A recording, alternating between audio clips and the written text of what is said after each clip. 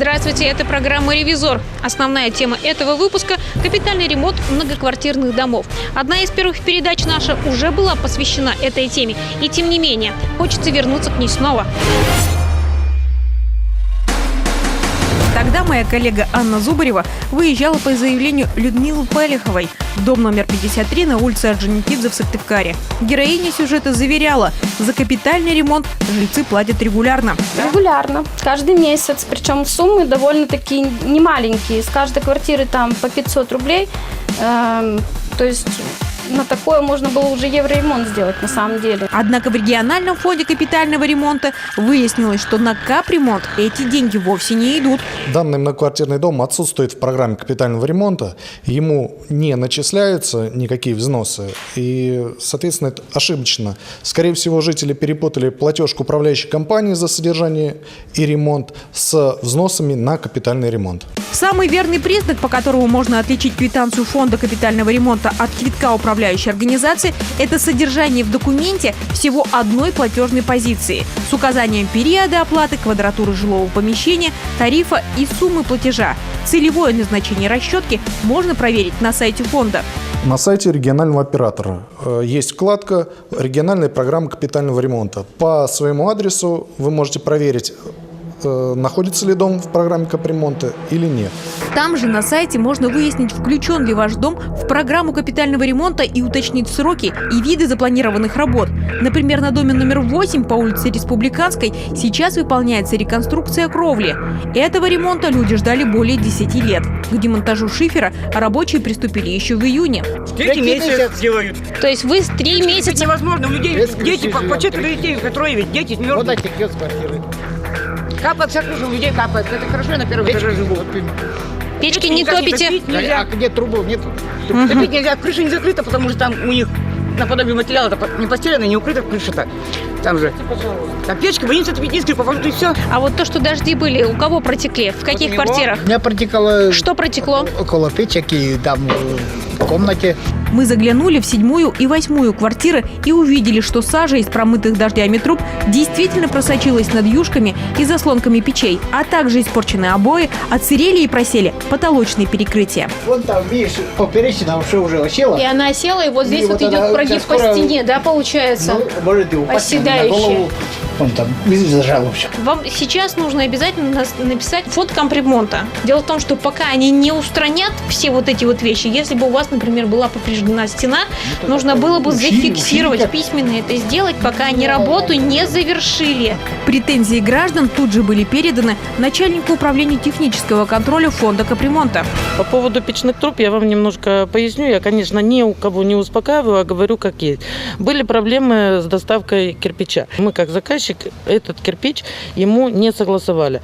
Поэтому сроки немного ушли, пока подрядчик не нашел кирпич тот, который необходим именно для дымовых труб. Демонтажные работы они сделали, правильно вы говорите, в июле месяце. В июле месяце начали делать демонтажные работы. То есть сняли крышу? Да. Но возводить, ставить новую крышу без вывода домовых труб, это ненормально. Поэтому сроки приносим свои извинения. А мы тогда спросим у самого подрядчика, каковы сроки, назовите людям. Нам же печки топить надо, мы мерзнем. У нас сейчас половина печей, труб выведена. До конца недели будет остальная половина выведена. Тут 13 труб на эту крышу. Сроки примерно сколько еще дать? Неделю, 2? Сколько людям подождать? До конца следующей недели. Когда могут люди топиться? Топиться до конца этой недели мы трубы выведем. Можем будет топиться. То есть топиться можно будет до конца этой недели, а со следующей недели уже у вас будет закрытая кровля. Мы приедем, обязательно проверим. Находясь непосредственно на объекте, мы, конечно же, осмотрели уже частично отремонтированное чердачное помещение, а также материалы, используемые подрядчиком. У подрядчика просим, чтобы мы видели, что обработка проведена. Вы проверяете не только качество работ, но и использованные материалы в соответствии со сметой. Конечно. Это в первую очередь. Замечаний по техническому исполнению технадзор не вынес, но все же в адрес подрядчика прозвучала просьба чуть ускориться, ведь объемы еще довольно большие. Восстановление и вывод оголовков еще почти 6 печных труб, противопожарная побелка, завершение кровельного настила, устройство водоснабжения водостоков и, конечно, уборка строительного мусора. Только после этого фонд капремонта примет и оплатит работы.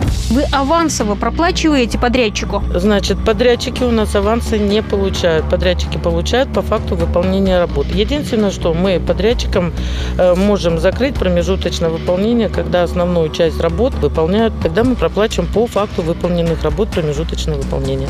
Хорошо, а как вот быть со скрытыми работами? Их ведь так просто не увидишь. На скрытые работы подрядчик вызывает технадзора, это обязательно, и не начинает выполнять следующие работы, пока технадзор не посмотрит скрытые работы и не даст разрешения проводить далее работы. Каким образом граждане могут участвовать в контроле за качеством работ? Собственники проводят собрания, составляют на собрании протокол, выбирают уполномоченного представителя. На основании этого протокола мы знаем собственника и собственника работаем. Если собственники по той или иной причине не могут контролировать, они могут свои права отдать управляющей организации. По сути, управляющие компании кровно должны быть заинтересованы в качественном выполнении работ за счет средств фонда капитального ремонта. Но на Республиканской 8 за 3 месяца от коммунальщиков никто не появлялся. Потому объяснить жителям, когда будет обновлено все остальное, общедомовое имущество, было некому. За счет средств, накопленных в фонде капитального ремонта, обычно ремонтируются кровли, утепляются фасады, восстанавливаются фундаменты домов. Все то, что касается восстановления выгребных ям, а также ремонта подъездов, это уже прерогатива управляющей компании. Именно управляющие компании ежемесячно собирают средства жителей на текущий ремонт и содержание жилого фонда. И конкретно эта выгребная яма на совести и балансе управляющей компании. Но, видимо, жильцы накопили лишь на ремонт козырька и пола в коридоре. А вот утепление и обшивка стен сайдингом – это уже серьезные конструктивные изменения. И на этот вид реконструкции дому придется копить еще больше 10 лет. 2 рубля 38 копеек. Таков тариф был установлен на территории Республики Коми. Вот эта крыша стоит 1 миллион 206 тысяч рублей. Ее жители дома, конечно же, не накопили. Получается, она сейчас ремонтируется в долг за счет других многоквартирных домов. Всего в Коми сейчас капитально ремонтируется 84 дома. На следующий год количество объектов, пусть и незначительно, но будет увеличено. В фонде капитального ремонта нас заверили. Благодаря эффективной претензионной работе, проведенной в 2016 году, собственниками была погашена задолженность почти в 11 миллионов рублей. И сейчас собираемость за капитальный ремонт составляет 62%. С жалобой на неудовлетворительное лекарственное обеспечение льготных категорий граждан обратилось сразу несколько жителей Кайгородского района. Одна из них – мама ребенка с ограниченными возможностями. Эта аптека является государственной и обслуживает льготную категорию граждан. И, на моей памяти это уже 3-й случай, когда рецепты выдаются, и лекарства, вот даже можно посмотреть, на упаковке написано 19-й год. 10-й месяц 19-го года. Вот. Это дипокин, значит, для ребенка, инвалида, противосудорожный препарат. Вот. То есть без этого препарата ваш ребенок жить не может? Нет. Могут быть судороги. Открываем тут, и на бутылке, вот смотрите, какое безобразие. Произведено в апреле 2013 года. Срок годности истек. Извините, меня 3 года назад. 3 года назад? Да. И вот этот препарат вам выдали хорошо. Что вот вам сказали? Из 9 бутылок, вот одна бутылка попалась такой. Когда я пришла сюда, мне Акулова сказала: вы сами туда подложили эту бутылочку. А вы где-то можете взять еще эту бутылочку? Она выдается прямо, вот знаете, по грамулькам выписывается, и мы не можем... Нет, мы можем, конечно, купить где-то, но так как идет по штрих-коду, аптека их не выдавала. Они запрашивали штрих-код, все, просили у меня эту бутылку. Забрать? Да. Меня буквально вытолкали. С аптеки искали: мы с вами общаться не будем, верните сначала нам вот этот вот препарат. Еще одному федеральному льготнику в государственном аптечном пункте выдавали заменитель инсулина, снятый с производства в 2015-м. Судя по рецепту, данный препарат Лантус, это заменитель инсулина, был выписан 10.05.2016 года. Дата издания 01.13, окончание, то есть срок годности, в декабре 2015 года. А вот в инструкции по применению лекарственного препарата для медицинского применения прописано: срок годности 3 года. По истечении срока годности препарата его применять нельзя. Жаловаться на камеру женщина побоялась. Онкобольная получает и другие жизненно важные препараты в Кайгородском аптечном пункте. Ну а региональные льготники тут же периодически вынуждены приобретать дорогие лекарства за свой счет. Что именно вам выписывают и когда вы в последний раз получали свое лекарство? У меня ревматолог назначает вообще-то Араву. Но это дорогостоящий, как наши говорят медики, дорогостоящий препарат, и заменяют его левлунамидом. С 22 июля даже я его получить не могу. Говорят, что его нет и не будет. В аптеках в городе можно его купить, но он очень дорого стоит. Где-то 3 с лишним тысячи. Прокомментировать ситуацию и порекомендовать вариант решения этой проблемы мы попросили независимого юриста. Если вы обнаружили, что вам выдали лекарство с ненадлежащим сроком годности, то вам необходимо, первое, это обратиться с требованиями в аптеку о том, чтобы вам его заменили, да, это лекарство. При этом вам необходимо с собой взять рецепт, по которому вам выдан был данный препарат. Если вам аптека не удовлетворяет ваши требования, не готова заменить данный препарат, то все те же самые требования вы излагаете в письменном виде, так называемой претензии. Письменно вы предоставляете ее в аптеку, также с приложением копии данного рецепта, по которому вы получили данный препарат.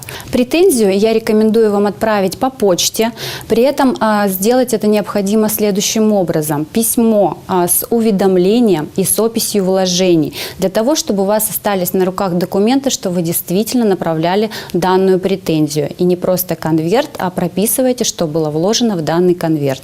В период ожидания ответа по претензии, которую вы направили в аптеку, где приобрели данный препарат, вы можете самостоятельно приобрести данный препарат. При этом расходы, которые вы понесли, вам необходимо сохранить чек и обратиться с данным чеком в аптечное хозяйство Республики Коми. Также вам необходимо написать заявление в прокуратуру для проведения проверки по данному факту. В случае неудовлетворения ваших требований по претензии вы можете обратиться с исковым заявлением в суд по закону о защите прав потребителей. И, конечно, еще раз хочется напомнить о том, что лекарственные средства и медикаменты обмену и возврату не подлежат. Поэтому напоминаем, проверяйте сроки, не отходя от кассы.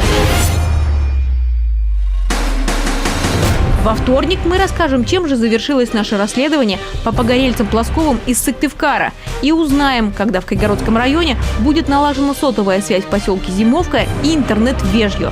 Не пропустите эфир.